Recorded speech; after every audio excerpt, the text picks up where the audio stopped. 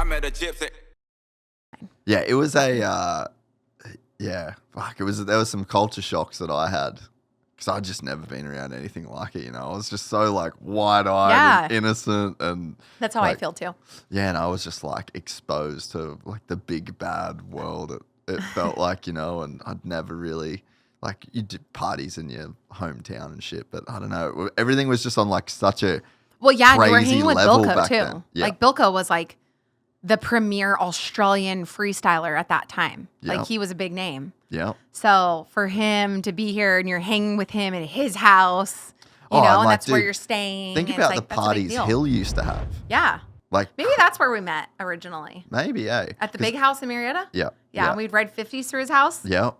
Remember I was hanging. Josh Hill. Shout out. He's still one of the greats, dude. Shout out. Thanks for letting me ride 50s through your mansion. Dude, he had the sickest parties. Yeah. I don't even I was Fat Hill one year for Halloween. We all went on a party bus somewhere. I think he was Hanson. And I was Fat Hill because he wasn't fat anymore. Yeah. He lost all of his weight. Yeah. And so I showed up and I stuffed pillows everywhere. I wore his Yamaha shirt and I had really short blonde hair at the time. And so I like flapped it out. And I wore a beanie, a monster beanie, and then with his Yamaha jersey, Team Rider. Fat Hill. Oh, that's so funny. I went to all those parties and I don't think I ever spoke a word to him at the house. Oh, really? Like just because there was so many people and it was like so chaotic. And I was like, remember the chick that I was like real into back then? Remember Marissa? Oh, I do remember that name. I just can't remember what she looks like. Yeah, it doesn't matter. But I was just like so into this chick and I just following around like a little puppy dog.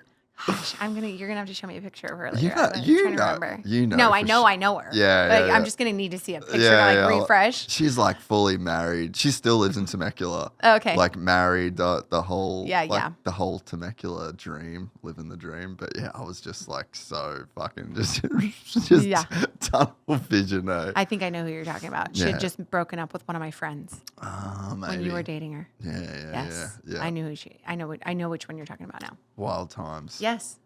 I mean, hey, listen, time flies when you're having fun. Hey, so. everyone's got to be young and silly once. Yeah, I know. And then you hear the people who are like, times are just not how they used to be. And that's how we sound now. Like when we were young, it's like you always hear the older people, just things aren't what they used to be. And it's like, I just can't. They really aren't though. No, and I don't want them to be. Yeah. Like I just don't think I could do that life. No. Like, I'm glad that chapter's done. Yeah. I'm just definitely in like the... Yeah, me too. Like I'm in my stay-at-home era, you know?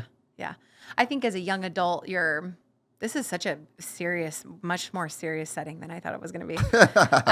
When you're young, you're really unsure of yourself. You're not confident. 100%.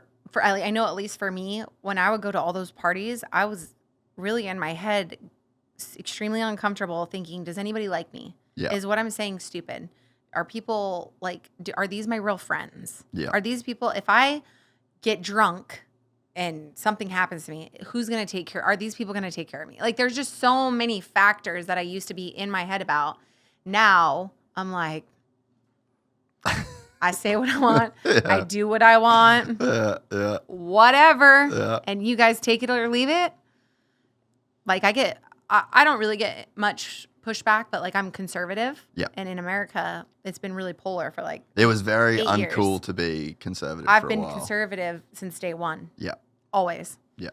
There might have been little things that before I had kids where I was like, oh, well, I just don't think you can tell somebody that. Then I got pregnant and then I had a kid in me.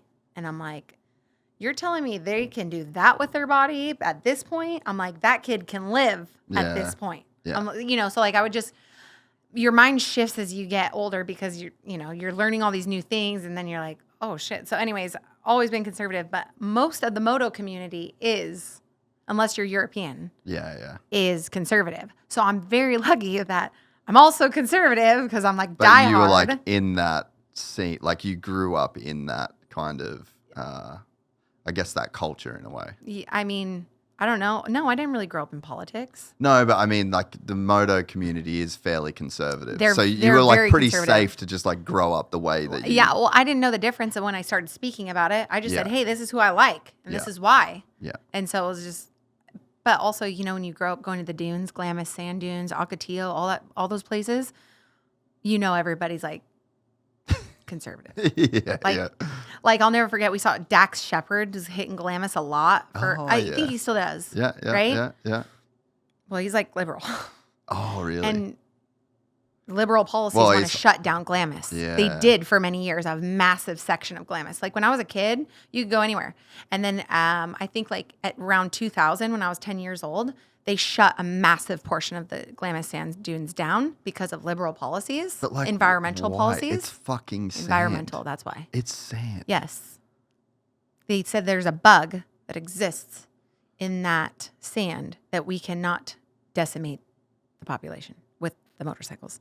So it's so funny because everybody knows that, right? Knows about that. They did reopen it, but when Dax was going out there, we were at the drags and he was standing right next to us and some drunk guy comes up and goes, "Hey, just FYI, I love that you're out here. I love that you're supporting the cause. Love that you're into off-roading. But just so you know, you Hollywood, you guys are trying, your buddies up there Trying to shut this down. are trying to shut this down in Sacramento. So just FYI." And he was like, "What?" And he didn't even know what we were talking about. Like, "Oh yeah," you know. But The amount of tracks closing in Southern California right now is mental. It is because the It's so insurance. sad. It's so sad. Yeah. It is. It really is. I don't know what's going to happen. Like, what do you? At what point? And they'll close them down too because the people who run the state they don't like those things. Yeah. Even though it brings mental health. Yeah. And makes people feel alive and it makes people's adrenaline, which we need adrenaline. Yeah. You know, it's just crazy to me that they are shutting this down and they'll drive them out too because they'll raise property taxes. Yeah. That's all they have to do is reassess it every year. And they'll beat them out to the point where there's no point because in between insurance and taxes, they'll be gone. Yeah. They have to. Yeah. Not that they want to. If you enjoyed this content, please like and subscribe. And to listen to the full 3-hour podcast, search Gypsy Tales in your favorite podcast platform or click the link in the description below. Gypsy Gang.